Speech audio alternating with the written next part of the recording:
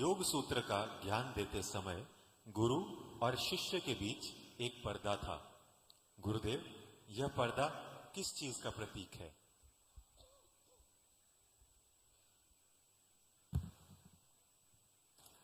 जबकि देखोगे सब ब्रह्म है, सब ईश्वर है, ईश्वर के सिवाय कुछ नहीं है। यदि ये इस स्तर पर व्यवहार करेंगे, ना गुरु गुरु बन सकते, ना शिष्य शिष्य बन सकते। सब समान है, सभी भूतों में भगवान है, सब एक से हैं, एक है, तो कौन किसको सिखाएगा? कुछ नहीं होएगा। तो वहां पर ज्ञान भी आगे नहीं बढ़ सकेगा। तो एक पर्दा रहा।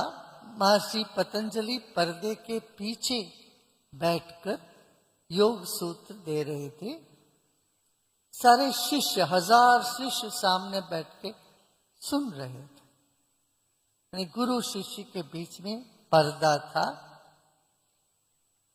आवरण था। गुरु अलग थे, शिष्य अलग थे। एक सीखने वाले थे, एक सिखाने वाले थे। और योग यही कहता है, योग माने जोड़ना, जुड़ जाना। उसमें तो दो की आवश्यकता है। सब एक है तो जुड़ा है, जुड़ेगा कौन किससे? सब ब्रह्म है और कोई कुछ नहीं है, तो कौन किससे जुड़ेगा? योग के लिए पर्दा बहुत आवश्यक है। जीवात्मा परमात्मा के बीच में पर्दा है। ये पार्थक्य ही पर्दा है। पर्दा की वजह से लगता है ये जीव है और ये परमात्मा है। तो जब पूर्ण हुआ कैवल्य पाद का आखिरी सूत्र गुरुदेव ने बोला, कह दिया, उसके बाद मौन हो गया सब। उस मौन में शिष्य ने आके पर्दा खोला। पर्दा खोलते ही क्या हुआ? सब हजारों के हजार भस्म हो गए। ये कहानी है। माने शिष्य अलग रहे ही नहीं, गुरु में समा गए।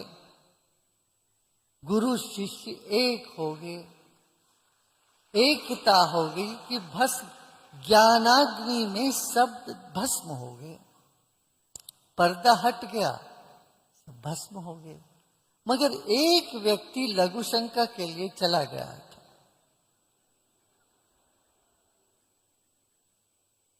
वो बाद में आया तो देखा कोई नहीं है, सब कोई नहीं है, सिर्फ गुरुदेव अकेले ही है। तब उनको देखा, अरे भाई तुम कहाँ चले गए? आधा ज्ञान, अधूरा ज्ञान जो है बहुत खतरनाक होता है। जब ये बाहर चला गया था, अधूरा ज्ञान था, तो फिर वो ब्रह्म राक्षस बन गया। अधूरा ज्ञान जो देता है वो ब्रह्म राक्षस होता है। माने राक्षस माने वो बलशाली भी एक तरफ से है, बहुत बड़ा बलशाली भी है, और नुकसान खुद को भी है, लोगों को भी है। उसके मन में प्रश्न बना रहा। सुना था योग सूत्र, मगर उसके मन में प्रश्न था व्याकरण का।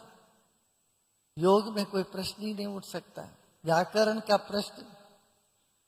और वो प्रश्न जब मन में होता है, कोई शांति से नहीं बैठ सकता, उबलता रहता अंदर से।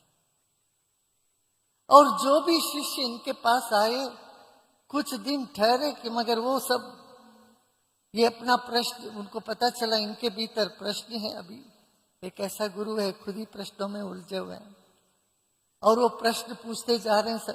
जो अंदर है वो बाहर तो निकल ही जाता है। तो वो हर शिष्य से पूछता रहा प्रश्न, और कोई इसका ना उत्तर दे पाए। सब बोले, कह रहे भाई हम तो सीखने आए, यहां तो कुछ मिल नहीं रहा। सब लोग पहले जो आकर्षण में आए थे सब हट गए। तो ये ब्रह्म राक्षस और बेचैन में पड़ के और बड़े दुखी होते रहे, अंदर से दुखी, बाहर से दिखावा, ऐसी इनकी हालत थी।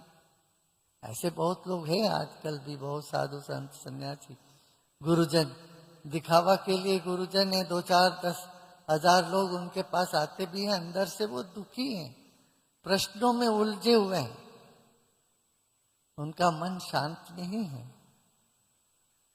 तो ऐसे ब्रह्म राक्षस, इसी को ब्रह्म राक्षस बोलते हैं, ऐसे ब्रह्म राक्षस से बाधित होके इतना परेशान है, तो गुरु को करुणा आई,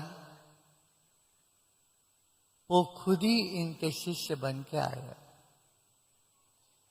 ऐसी कहानी आगे चलता है, खुद ही शिष्य बन के आए, फिर उनका प्रश्न का समाधान किया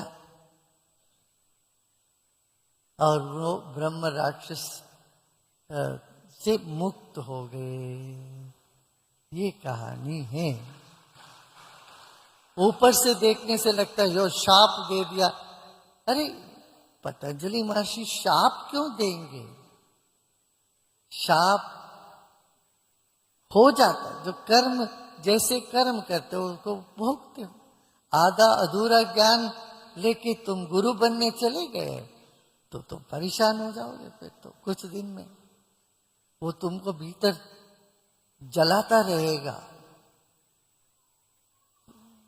और ऐसी स्थिति में ब्रह्म राक्षस उनके भीतर हावी हो जाते हैं। हाँ, तो ये सुंदर एक गहरी तत्व है इसमें। शाप वाप देते नहीं है ज्ञानी, वो छोड़ देते हैं, जिनका जो कर्म है वैसे भुगतो अपना अपना कर्म तुम भुगतो। कठोरता क्रूरता तो नहीं होती है योगियों में। यदि शाप देते भी ये कल्याण के लिए देते हैं, लोक कल्याण होता है। मैंने कई बार कहा है, एक ज्ञानी का क्रोध भी